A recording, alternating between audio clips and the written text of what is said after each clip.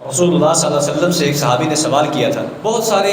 خیر کے نیکی کے کاموں کا پوچھا کہ اللہ کے رسول اگر میں یہ کام نہ کر سکوں تو مجھے بتائیں پھر اور کون سا کام ہے؟ آپ ہمیں یہ نہیں کر سکتے تو یہ کر لو، یہ نہیں کر سکتے تو یہ کر لو، مختلف کام بتائے۔ جیسے مثال کے طور پہ کوئی آدمی ہم اسے کہتے ہیں کہ آپ کے پاس اگر مال ہے تو آپ حج کر لیں، اچھا حج نہیں کر سکتے، حج میں زیادہ پیسے خرچ ہوتے ہیں، عمرہ کر لیں، عمرہ نہیں کر سکتے آپ یہیں پر کسی مسلمان کے ساتھ کوئی تعاون کر دیں، امداد کر دیں۔ مختلف نیکی کی درجات ہیں، نیکی کے مختلف طبقات ہیں، تو رسول اللہ صلی اللہ علیہ وسلم نے بھی اس کو بہت ساری نیکی کے طبقات بیان فرمائے کہ یہ نہیں کر سکتے تو یہ کر لو، یہ نہیں تو یہ نہیں تو یہ کر لو۔ اس نے پھر آخر میں جا کے سوال کیا، اللہ کے رسول یہ اتنے سارے کام ہم نے بتائے میں یہ نہیں کر سکتا، اس سے بھی کوئی آسان کام مجھے بتائے۔ تو اللہ کے رسول نے بیان فرمایا کہ تو اگر خالی اتنا کام کر لے کہ